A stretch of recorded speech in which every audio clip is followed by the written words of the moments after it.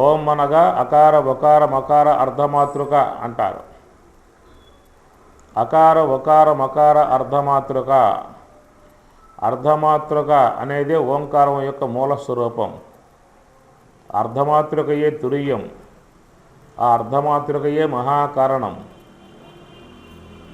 ఆ అర్ధమాతృకలో ఉండటమే యోగ సమాధి. అకార ఒకార మకారము లయమవుతాయి యోగ సమాధిలో.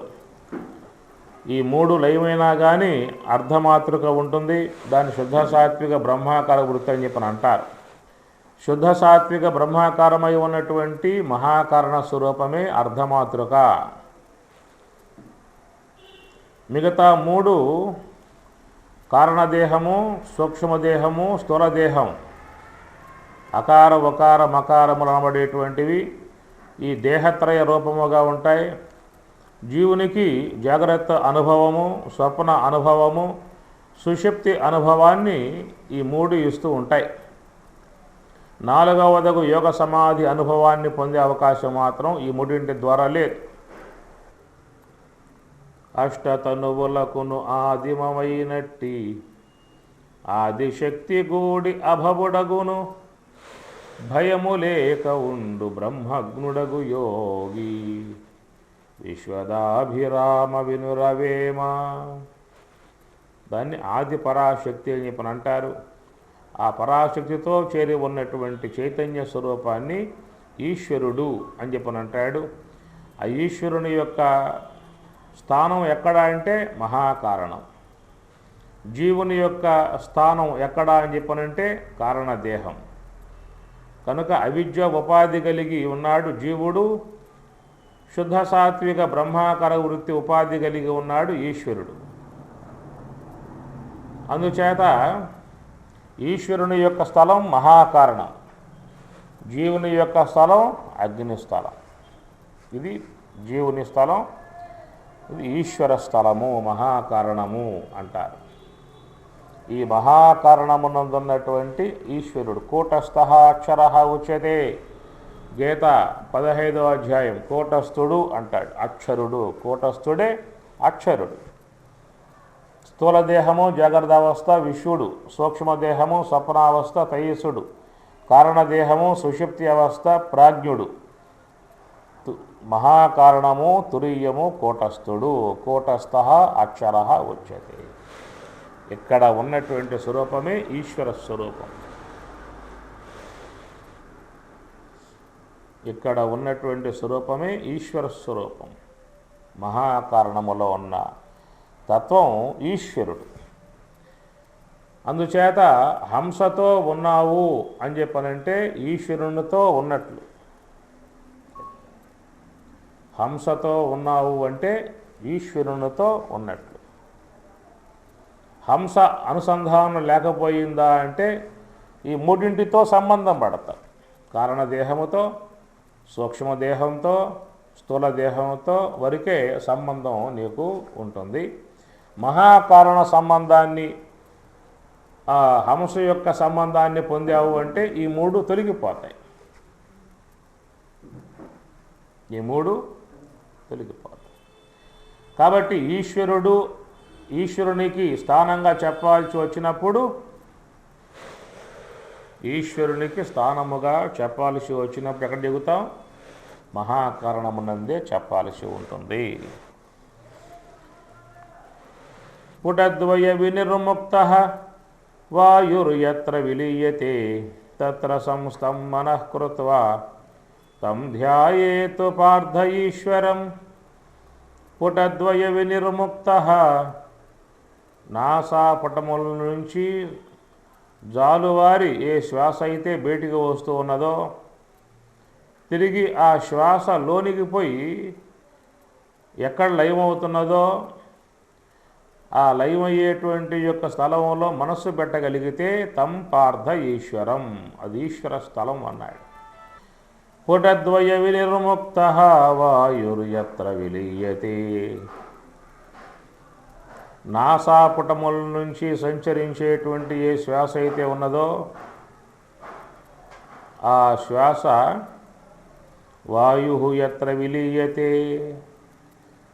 వాయు ఆ శ్వాస విలీయతే ఎత్ర లోనికి పోయి ఎక్కడ లయమవుతున్నదో తత్ర సంస్థం మనః కృత్వా తత్ర సంస్థం మనః ఆ లయమయ్యేటువంటి యొక్క స్థలములో మనస్సును పెట్టగలిగితే తం పార్థ ఈశ్వరం, అది ఈశ్వర స్థలం అంటాడు.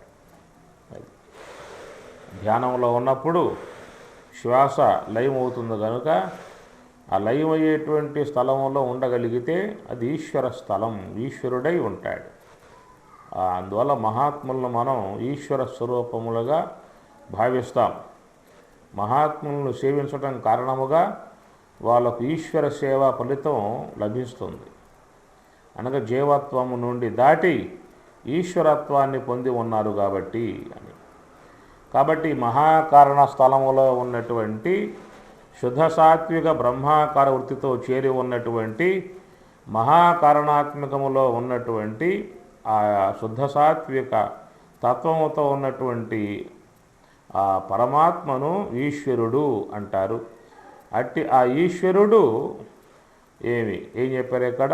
ఓం నమ శివాయ ఆరక్షరములతో ఆరంభమాయనే ఉయ్యాల రక్షకుడు చిన్మయుడు తొట్టి లోపల తాను ఊగుచూనున్నాడు.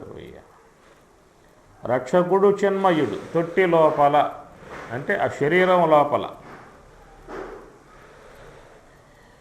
ఏ శ్వాస అయితే ఓంకారాత్మికమై పంచభూతాత్మికములుగా సంచారం కలిగి ఉన్నదో, మనం ఈ విషయం నేను చెప్పుకున్నాం విస్తారంగా. అనగా ఆ శ్వాసకు మూలముగా మహాకారణం ఉన్నది. ఆ మహాకారణమే స్థూలమైతే శ్వాస అన్నారు. ఈ శ్వాస సూక్ష్మమైతే మహాకారణము అన్నారు. ఆ మహాకారణ స్వరూపినియే బ్రహ్మాకార వృత్తి అంటారు. శ్రీకర బ్రహ్మాకారుని ప్రాకటముగమదిని చేర్చి ప్రణవాకృతితో సోకి నటించెడి జ్ఞప్తిని పాకముగని దాటువాడు భక్తుడు వేమా.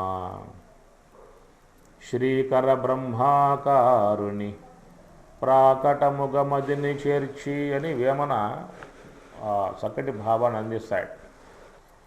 మరి ఆ మూలమై ఉన్నటువంటి శుద్ధ సాత్విక బ్రహ్మాకార వృత్తిని ఆశ్రయించి సంచరించేటువంటి యొక్క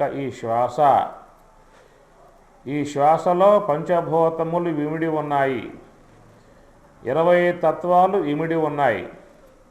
ఈ శ్వాస సంచారం కలిగే ఉన్నదా మన ఈ శరీరం అనేది పనిచేస్తుంది. 20 తత్వాల వ్యవహారం ఉంటుంది. శరీరము పనిచేస్తుంది, 20 తత్వాల వ్యవహారము ఉంటుంది. యోగ సమాధిలో శ్వాస ఆగిపోయిందా అంటే స్థూల దేహము జడమవుతుంది, 20 తత్వాల వ్యవహారము ఉపసంహరింపబడుతుంది. ప్రపంచోపశమం అలా మాండుక్యంలో ప్రపంచ ఉపశమం మొత్తం ఉపశమిస్తాయి అన్నాడు. ఒక్క శ్వాస ఆగిపోయిందా అంటే స్థూల దేహము పనిచేయదు, సూక్ష్మదేహము పనిచేయదు. శ్వాస ఉంటేనే స్థూల దేహము పనిచేస్తుంది, సూక్ష్మదేహము పనిచేస్తుంది. గోళకాత్మికమై ఉన్న స్థూల దేహం పనిచేయాలన్నా, ఇంద్రియాత్మికమై ఉన్న సూక్ష్మదేహం పనిచేయాలన్నా హంస గమనం ఉండాలి. హంస గమనం ధ్యానం ద్వారా ఆపివేసినట్లయితే వాళ్ళలో ఏమవుతుంది? స్థూలదేహము జడమైపోతుంది, సూక్ష్మదేహం జడమైపోతుంది. జీవత్వం అంతరిస్తుంది, తనలో ఈశ్వరత్వము శేషిస్తుంది. అందువల్ల ఈశ్వర స్వరూపముగా ఉన్నటువంటి ఈ మహాకారణ స్థలమునందు ఆ సర్వేశ్వరుడు ఉన్నాడు అని. రక్షకుడు చిన్మయుడు తొట్టి లోపల తాను ఊగుచూనున్నాడే ఉయ్యాల. తొట్టి లోపల అన్నప్పుడు ఎక్కడ? మహాకారణమునందు ఉన్నాడు. మహాకారణ స్వరూపుడై ఉండి ఏం చేస్తూ ఉన్నాడు? రక్షకుడు, సమస్త జీవులనైనా కాపాడుతూ ఉన్నాడు. ఎవరి శరీరములో శ్వాస ఆగిపోయి ఉంటుందో వాళ్ళ దేహం ఏమవుతుంది? మరణిస్తుంది. వారికి ఈ లోకంలో ఉండేటువంటి యొక్క అవకాశం ఉండదిక. కాబట్టి ఈ రక్షకుడు చిన్మయుడు సమస్త జీవుల్ని ఎల్లవేళలా పరమాత్మ కాపాడుతూ ఉన్నాడు. ఈశ్వర సర్వభూతానాం హృద్దేశే అర్జున తిష్టతి భ్రామయన్ సర్వభూతాని యంత్రారూఢాని మాయయా. అర్జున, ఈశ్వర సర్వభూతానాం హృద్దేశే, ఆ సర్వేశ్వరుడు సమస్త జీవుల హృదయ కమలమునందు ఉండి భ్రామయన్ సర్వభూతాని, సమస్త జీవుల్ని కూడా ఆయన భ్రామయన్ త్రిప్పుతూ ఉన్నాడు. ఎట్లా తిప్పుతూ ఉన్నాడు? మన లోపల ఆ సర్వేశ్వరుడు శ్వాసకు ఆధారముగా ఉన్నాడు. తత్కారణంగా సమస్త జీవులు వ్యవహరిస్తూ ఉన్నాయి.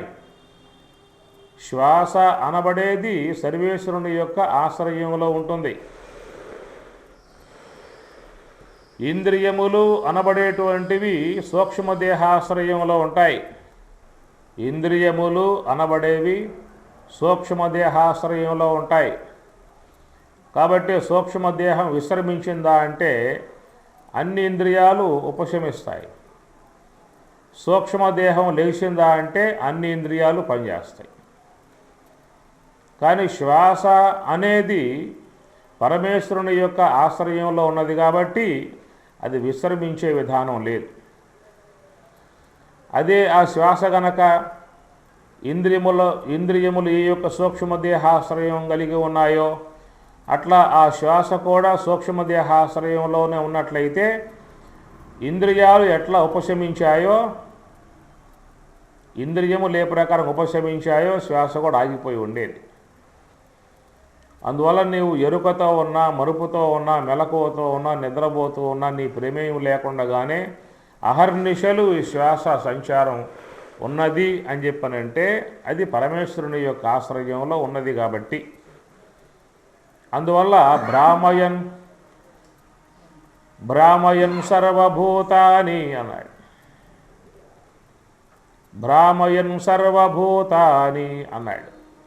భ్రామయన్ అంటే త్రిప్పటం, సర్వభూతాన్ని సమస్త భూతములను ఆ సర్వేశ్వరుడే వాటను వ్యవహరింపజేస్తూ ఉన్నాడు. ఎక్కడ ఉండి అంటే మహాకారణములో ఉండి. భ్రామయన్ సర్వభూతాని, మహాకారణములో ఉన్నటువంటి ఘ్రాణమునందు చెప్పేటువంటి మహాకారణ స్వరూపుడుగా ఈశ్వరుడు ఆ శ్వాస అనే దాన్ని తన చేతి యందు పెట్టుకొని సమస్త జీవుల్ని వ్యవహరింపచేస్తూ ఉన్నాడు. అందుచేత ఆ శ్వాసకు ఆధారముగా ఉన్న స్వరూపం సర్వేశ్వరుడు, అది ఈశ్వరత్వము అని చెప్పనంటారు. రక్షకుడు చిన్మయుడు తొట్టి లోపల తాను ఊగుచూనున్నాడు. రక్షకుడు అంటే సమస్త ప్రాణులను ఎల్లవేళలా కాపాడేటువంటి వాడు. ఈశ్వర సర్వభూతానాం హృద్దేశే, హృదయము అని చెప్పనంటే మనం గుండెకాయ చూపిస్తాం. గుండెకాయ స్థలాన్ని చూపించి, గుండెకాయ ఉన్నటువంటి స్థలాన్ని చూపించి, లేదా వక్షస్థలమును చూపించి ఆ వక్షస్థలమును హృదయ కమలముగా చెబుతూ ఉంటాం. నా హృదయపూర్వకంగా అంటూ ఉంటాం. అందువల్ల హృదయము అని చెప్పనంటే కంఠం యొక్క పైభాగాన్ని హృదయము అంటారు. కంఠం యొక్క పైభాగాన్ని ఇది హృదయము అంటారు. చిత్తంతు చేతో హృదయం స్వాంతం హృన్మానసం మనః. ఈ పైభాగం హృదయం అంటే పైభాగం, కింద కాదు హృదయం అని చెప్పేది. ఇది జ్ఞానం, మొత్తం జ్ఞానం అంతా ఇక్కడే తెలుసుకోవాలని చెప్పనంటే నువ్వు బ్రహ్మ విద్య వినాలి అన్నా, బ్రహ్మబోధ చేయాలి అన్నా, బ్రహ్మతత్వాన్ని అనుసంధించాలని చెప్పినన్నా ఇక్కడే ఉన్నది. ఇక్కడే ఉంది, కింద గుండెకాయ కొట్టుకుంటూ ఉంది, లంగ్స్ పనిచేస్తూ ఉన్నాయి, హార్ట్ పనిచేస్తుంది. ఎంతవరకే నువ్వు తెలుసుకునేటువంటి జ్ఞానమంతా కూడా కంఠం యొక్క పైభాగంలో ఉన్నది. అక్కడ ధ్యానం చేయాలి, శ్వాసతో ధ్యానం చేయాలి, శ్రోత్రేంద్రియంతో శ్రవణం చేయాలి, వాగేంద్రియంతో మాట్లాడాలి. తెలుసుకునేటువంటి యొక్క స్వరూపం కలిగి తెలుసుకునేటువంటి యొక్క స్వరూపం కలిగి ఉన్నటువంటి ఈ బ్రహ్మాండ స్థలమే హృదయ కమల స్థలం, హృదయం ఉండేటువంటి స్థలం. ఆ హృదయానికి, హృదయమునకు కూడా మూల స్థానం ఎక్కడ అంటే మహాకారణం. ఎందుకు హృదయము అన్నారు? హృన్ హరణే అన్నాడు. హ్రియతే ఇది విషయై హృదయం, విషయై విషయముల చేత హ్రియతే లాగబడేది కాబట్టి హృదయం అన్నాడు. హృన్ హరణే హరించుట. సమస్త ఇంద్రియాల ఎందే సమస్త విషయాలన్నీ కూడా ఉపశమిస్తూ ఉన్నాయి. ఈ ఇంద్రియాలు విషయాల చేత లాగబడతా ఉన్నాయి. హృన్ హరణే విషయై హ్రియతే ఇది హృదయం, విషయై విషయముల చేత హ్రియతే లాగబడుతుంది కాబట్టి హృదయము అని చెప్పారు. కాబట్టి విషయములు ఇక్కడ సాగుతాయి. శబ్ద స్పర్శ రూప రసగంధాదులు ఈ స్థలంలో ఉన్నాయి. అందుచేత నువ్వు భగవత్ స్వరూపాన్ని కూడా గుర్తించాలి అని చెప్పన్నట్లయితే హంసతో ఉండే గుర్తించాలి. కాబట్టి భగవంతుని తెలుసుకోవటానికి గల అనుకూలం గల స్థలం మహాకారణము, హంస స్థలం. ఈ వ్యావహారిక ప్రపంచ విషయాల్ని తెలుసుకోవటానికి గల అవకాశము ఇంద్రియాల యొక్క స్థలం. ఇంద్రియాల సహాయముతో ఈ యొక్క వ్యావహారిక ప్రపంచం మనం తెలుసుకుంటాం. హంస యొక్క సహాయముతో పారమార్థికమై ఉన్న బ్రహ్మాన్ని తెలుసుకుంటాం. అందుచేత నువ్వు వ్యావహారిక విశ్వం తెలుసుకోవాలన్నా కంఠం యొక్క పైభాగం నుండే, పారమార్థిక బ్రహ్మం తెలుసుకోవాలని చెప్పినన్నా, పారమార్థిక బ్రహ్మం తెలుసుకోవాలన్నా ఈ హంస యొక్క ఆశ్రయం ద్వారానే. అది కాబట్టి హృదయం అన్నప్పుడు విషయములు అనబడేటువంటివి ఇంద్రియములు లాగబడుతున్నాయి కాబట్టి హృదయము అనే పదం చెప్పుకొచ్చారు. పదం ఉందంటే పదానికి అర్థం ఉంటుంది. ఏ పదం కూడా అర్ధరహితంగా ఉండదు. గమ్ముల గతవు, గచ్చతి పోతూ ఉన్నాడు అంటారు. అంటే గమనార్థం, పా అంటే రక్షణార్థం, పా రక్షణే అంటారు. అంటే జనీ ప్రాదుర్భావే, అంటే పుట్టుక అర్థాన్ని ఇస్తుంది. అట్లా హృ అనే అర్థం హృన్ హరణే, హరించుట అనే అర్థాన్ని ఇస్తుంది. అందుచేత హృదయము అన్నారు అంటే విషయముల చేత ఇంద్రియాలు లాగబడుతూ ఉన్నాయి కాబట్టి హృదయము అన్నారు. కాబట్టి హృదయ కమలములో మనకు భగవంతుడు ఉన్నాడు అంటే పరమాత్మ అంతటా ఉన్నాడు. అంతటా ఉన్నప్పటికీ కూడా నీ హృదయ కమలమునందు మాత్రమే ఆ పరమాత్మ తెలియబడేవాడుగా ఉన్నాడు. రక్షకుడు చిన్మయుడు తొట్టి లోపల తాను ఊగుచూ నున్నాడే ఉయ్యాల అన్నప్పుడు ఆ సర్వేశ్వరుడు ఉన్నటువంటి స్థలం మహాకారణముగా చెప్పుకోవలసి ఉంటుంది. ఆయన ఆధారం నందే ఈ వ్యవహారం అంతా జరుగుతూ ఉన్నది. మన్ను నీరు అగ్నివాయువులతో 4 కోళ్ళు గావించనే ఉయ్యాల. మన్ను నీరు అగ్ని, మన్ను నీరు అగ్ని వాయువులతో 4 కోళ్ళు గావించనే ఉయ్యాల. ఈ శరీరము అనేటువంటిది ఉయ్యాల తొట్టి. ఆ శరీరము లోపల ఉన్నటువంటి స్వరూపమే సర్వేశ్వరుడు.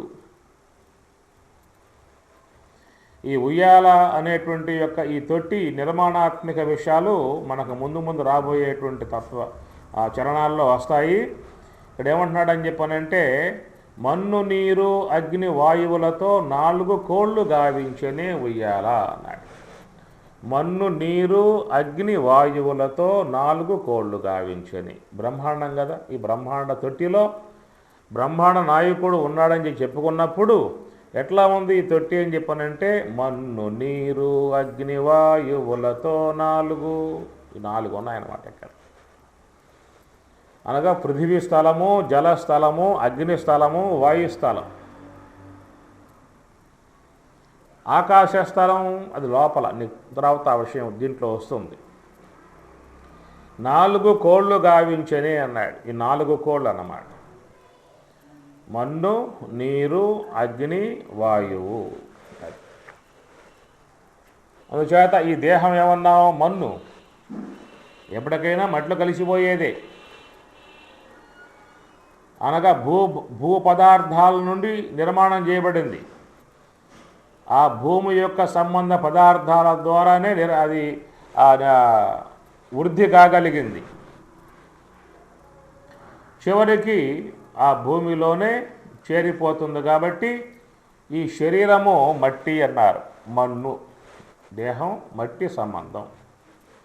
మన్ను, నీరు అన్నారు. సూక్ష్మదేహం నీటి యొక్క సంబంధం అన్నారు. ఎట్లయితే నీరు పల్లం వైపుకి పయనిస్తుందో, ఏ విధంగా జలము దిగువకి పయనిస్తుందో, అట్లాగా ఈ సూక్ష్మదేహము కూడా అనాత్మ సంబంధమై ఉన్నటువంటి యొక్క విషయ ప్రపంచంలో పడిపోతుంది. కానీ ఊర్ధ్వ ప్రయాణం చేసి పరమాత్మను చేరుకోవటానికి అది ఇష్టపడదు. జలం పల్లమునకు పోయినట్లుగా ఈ సూక్ష్మదేహం కూడా అనాత్మ వైపుకే, అజ్ఞాన విషయాల వైపుకే పోతూ ఉంటుంది. కాబట్టి నీటి యందున్నటువంటి యొక్క ఆ అంశం సూక్ష్మదేహంలో చెప్తారు. మన్ను, నీరు, అగ్ని. అగ్ని అన్నప్పుడు కారణదేహ సంబంధాన్ని అగ్ని అని చెప్పని అన్నారు. ఇది అగ్ని స్థలం, నేత్రస్థలం అగ్ని. ఇది వాయుస్థలం, మహాకారణ స్థలం. ఇక్కడ వాయువు అన్నమాట. కాబట్టి మన్ను, నీరు, అగ్ని, వాయువు 4. ఈ 4 స్థలములు. ఈ నాలుగులో మహాకారణంగా చెప్పేటువంటి వాయుస్థలములో మధ్యలో ఉండగలిగితే ఈ 3 లయమైపోతాయి. కానీ మధ్యలోకి మనం రాం. తిందామా, విందామా, చూద్దామా అనేటువంటి యొక్క వాటి ఎందే ఎక్కువ శాతం మనిషి కాలం గడుపుతూ ఉంటాడు. లేచినప్పటి నుంచి మనం చేస్తున్న వ్యవహారం ఏంటంటే, అనగా వాక్కుతో సంబంధం పడతాం, నోటితో సంబంధం పడతాం, మాటలతో సంబంధం పడతాం, ఆహార పదార్థాలతో సంబంధం పడతాం. రెండేక పదములు, పదార్థములు. పదార్థములు లోపలికి వేయటం, పదములు బయటికి వేయటం. మాట్లాడతాము, తింటాము, మాట్లాడతాము, తింటాము. మనం చాలా సమయాన్ని ఈ రెండింటి వ్యవహారాల్లోనే గడిపేస్తూ ఉన్నాం. ఇక రెండింటి సంబంధాలు లేకపోయిందా అంటే వినటం చేస్తాం. ఏదో విషయాలని, ఎక్కడెక్కడ లోక సంబంధ విషయాలని వినటం అనే వ్యవహారం చేస్తాం. లేదా నేత్రేంద్రియంతో సంబంధం పడి దృశ్యాలను చూస్తాం అనే వ్యవహారంలో ఉంటాం. టీవీ ముందేసుకున్నాము అంటే దాంట్లో చాలా దృశ్యాలు మనకు కనబడతా ఉంటాయి. ఇట్లా ఈ 3 స్థలములో మన్ను, నీరు, అగ్ని, ఈ 3తోనే సంబంధం పడ్డాం. 4వది వాయువు అన్నాడు. మన్ను, నీరు, అగ్ని, వాయువు అన్నాడు. వాయువు అంటే మహాకారణం. ఈ మహాకారణ స్థలములో మనం పెద్దగా ఉండం, సమయాన్ని స్పెండ్ చేయం అక్కడ.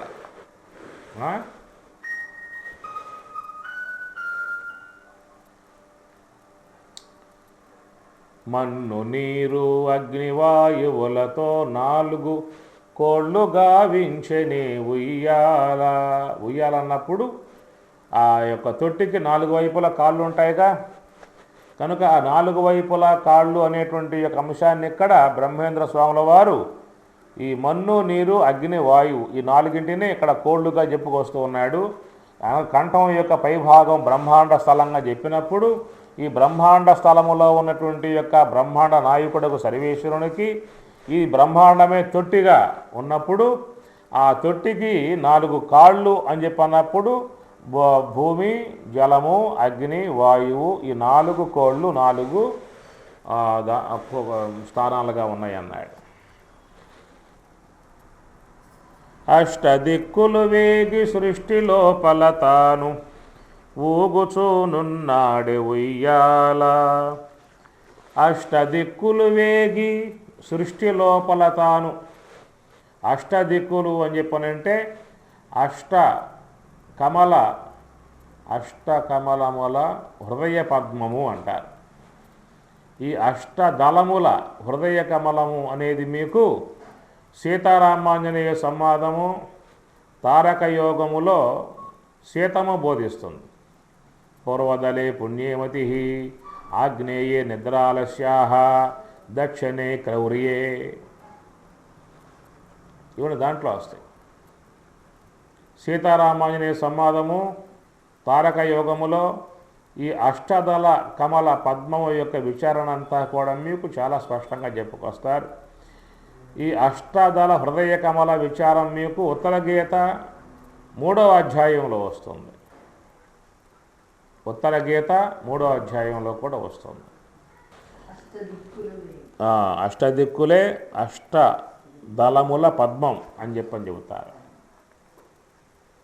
అష్టదిక్కులు వేగి సృష్టి లోపల తాను ఊగుచూనున్నాడే ఉయ్యాల.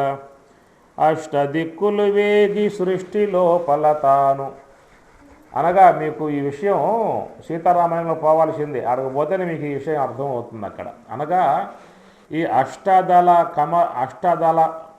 అష్టదళముల మీద ఈ హంస సంచారము అంటారు. అష్టదళముల మీద హంస యొక్క సంచారం. ఏ దళం మీద ఆ హంస సంచరిస్తుందో ఆ దళ ప్రభావంతో వ్యక్తి ప్రవర్తిస్తూ ఉంటాడంటాడు. ఈ అష్టదళముల యందు ఏ దళం మీద హంస సంచారం చేస్తూ ఉంటుందో ఆ దళం యొక్క ప్రభావంతో వ్యక్తి ఆ విధంగా ప్రవర్తిస్తూ ఉంటాడు అంటాడు. పూర్వదలే పుణ్యేమతి దక్షిణే క్రౌర్యే నైరుతే పాప మనీషా, ఇట్లా చెప్పుకొస్తాడు. నైరుతి దళంలో సంచారం చేస్తూ ఉన్నప్పుడు పాప మనీష పాప సంబంధ కార్యాలు చేస్తూ ఉంటాయట. పూర్వదలే పుణ్యమతి పూర్వదళం తూర్పు దళంలో సంచారం చేస్తున్నప్పుడు హంస పుణ్యమతి కలిగి ఉంటాడు, దయాబుద్ధి కలిగి ఉంటాడని చెప్పని అంటాడు. దక్షిణే క్రౌర్యే దక్షిణ దళంలో హంస సంచారం ఉన్నప్పుడు క్రూర స్వభావంతో ప్రవర్తిస్తుండని చెప్పని అంటాడు.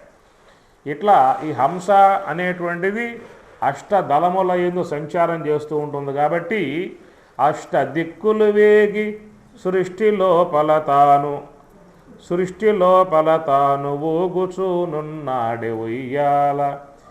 ఈ హంస యొక్క గమన విధానం చూసినట్లయితే అష్టదళముల మీద సంచారం చేస్తూ ఉంటుంది, షట్చక్రాలలో సంచారం చేస్తూ ఉంటుంది, అన్నిట్లలో సంచారం కలిగి ఉండే తన మూల స్థలం వీడకుండగా అది అత్యతిష్ట దశాంగులం 10 అంగుళముల కలిగి సంచారం కలిగి ఉంటుంది.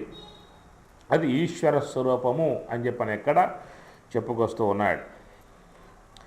నులక 25 పంచభూతంబుల మాయతో అల్లెనే ఉయ్యాల.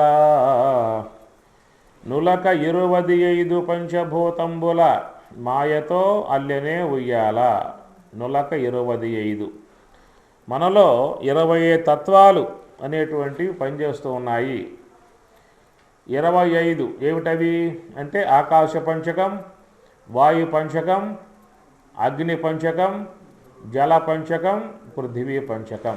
ఇవి 5 20 తత్వాలు. ఈ 20 తత్వాలతో కలిసి జీవుడు సంచారం చేస్తూ ఉంటాడు. జ్ఞాత యగు జీవుడు వ్యానవాయువుతో సంబంధం పడి శ్రోత్రేంద్రియం ద్వారా శబ్దము తెలుసుకొని వాగేంద్రియంతో మాట్లాడుతూ ఉంటాడు. ఈ జ్ఞాతయగు జీవుడు మనస్సుతో సంబంధం పడి మనసును కలుసుకొని ఉదాన వాయువుతో సంబంధం పడి త్వగేంద్రియం ద్వారా స్పర్శ గ్రహించి పాణేంద్రియం ద్వారా ఆనాదానం ఇస్తూ పుచ్చుకుంటూ ఉంటాడు. అనగా 20 తత్వాలతో జీవుని యొక్క వ్యవహారం ఎలా ఉన్నది అనే అంశంతో మనం చేస్తున్న వ్యవహారం ఏది? జ్ఞాతయగు జీవుడు వ్యానవాయువుతో సంబంధం పడి శ్రోత్రేంద్రియం ద్వారా శబ్దములు విని వాగేంద్రియంతో మాట్లాడుతూ ఉన్నాడు. ఈ జ్ఞాతయగు జీవుడు మనస్సుతో కలియగానే ఉదాన వాయువుతో సంబంధం పడి ఉదాన వాయువుతో సంబంధం పడి త్వగేంద్రియం ద్వారా స్పర్శ గ్రహించి పానేంద్రియం ద్వారా ఆదానం ఇవ్వటం పుచ్చుకోవటం చేస్తూ ఉన్నాడు. ఈ జ్ఞాతయగు జీవుడు బుద్ధితో కలియగానే సమాన వాయువుతో సంబంధించి నేత్రేంద్రియం ద్వారా దృశ్యాన్ని చూసి పాదేంద్రియం ద్వారా ఆగమనం చేస్తూ ఉంటాడు. ఈ జ్ఞాతే చిత్తముతో కలియగానే ప్రాణవాయువుతో సంబంధించి జిహ్వేంద్రియం ద్వారా రసాన్ని గ్రహించి గుహేంద్రియం ద్వారా విసర్జిస్తూ ఉంటాడు, ఆనందిస్తూ ఉంటాడు. ఈ జ్ఞాత అహంకారముతో కలియగానే అపానవాయువుతో సంబంధించి ఘ్రాణేంద్రియం ద్వారా గంధాన్ని ఆఘ్రానించి వాయురేంద్రియం ద్వారా విసర్జిస్తూ ఉంటాడు. ఇది జీవుడు చేసేటువంటి వ్యవహారం అన్నమాట.